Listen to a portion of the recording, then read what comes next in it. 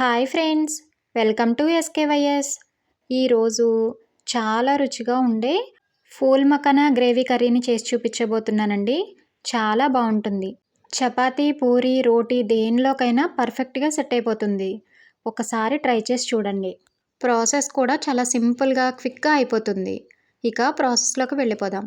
ముందుగా స్టవ్ మీద ప్యాన్ పెట్టుకుని 2 టేబుల్ స్పూన్ ఆయిల్ వేసుకోవాలి. ఆయిల్ కాగిన తర్వాత ఫూల్ మఖానా వేసుకుని ఫ్రై చేసుకోవాలి. నేను 1 కప్పు ఫూల్ మఖానా తీసుకున్నాను. వాటిని ఆయిల్లో వేసుకుని క్రిస్పీగా అయ్యేంత వరకు వేయించుకోవాలి. స్టవ్ని మీడియం ఫ్లేమ్లో పెట్టుకుని కలుపుకుంటూ వేయించుకోవాలి. మనం ఫూల్ మఖానా పట్టుకుని నలిపితే క్రిస్పీగా అవ్వాలి. అలా వేయించుకున్న ఫూల్ మఖానాని ఒక ప్లేట్లోకి తీసుకోవాలి. మరలా అదే ప్యాన్ని స్టవ్ మీద పెట్టుకుని కర్రీకి సరిపడా ఆయిల్ వేసుకోవాలి. నేను 5 టేబుల్ స్పూన్ ఆయిల్ వేసుకున్నాను. దానిలో కొంచెం జీలకర్ర, 2 బిర్యానీ ఆకులు వేసుకోవాలి. బిర్యానీ ఆకులు ఫ్లేవర్ చాలా బాగుంటుంది. అవి కొంచెం ఫ్రై అయిన తర్వాత 2 ఉల్లిపాయలను చిన్న చిన్న ముక్కలుగా కట్ చేసుకుని అవి కూడా వేసుకుని వేయించుకోవాలి. ఆ ఉల్లిపాయ ముక్కల్లో 2-3 పచ్చిమిర్చి పొడవుగా కట్ చేసుకుని వేసుకోవాలి. దానిలోనే 2 రెమ్మల కరివేపాకు కూడా వేసుకుని ఉల్లిపాయ ముక్కలు సాఫ్ట్గా అయ్యి కొంచెం కలర్ చేంజ్ అయ్యేంత వరకు వేయించుకోవాలి. ఉల్లిపాయ ముక్కలను బాగా ఫ్రై చేసుకుంటేనే ఈ కూరకి రుచి వస్తుంది. కాబట్టి బాగా ఫ్రై చేసుకోవాలి. తర్వాత ఒక మిక్సీ గిన్నె తీసుకుని దానిలో చిన్నవి 3 టమాటాలను ముక్కలుగా కట్ చేసుకున్నాను. పెద్దవైతే 2 టమాటాలు సరిపోతాయి. ఆ టమాటా ముక్కలను మిక్సీ గిన్నెలో వేసుకుని దానిలో చిన్న అల్లం ముక్కని చిన్న ముక్కలుగా కట్ చేసి వేసుకున్నాను.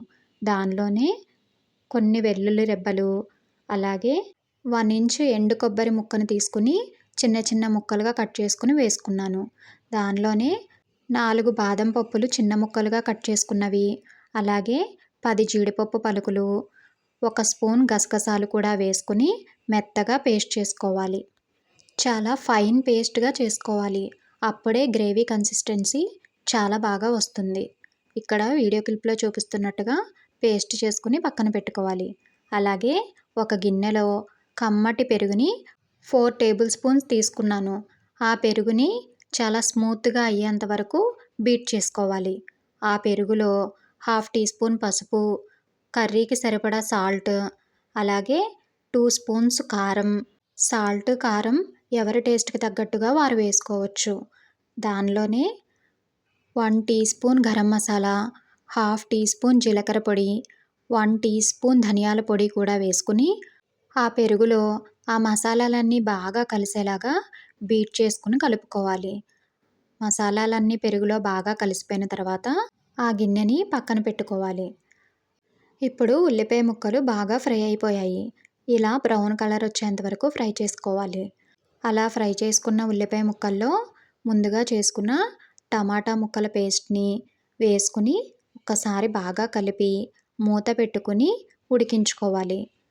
టమాటా ముక్కల్లో నీరంతా ఎగిరిపోయి ఆయిల్ పైకి తేలేంత వరకు బాగా మగ్గించుకోవాలి.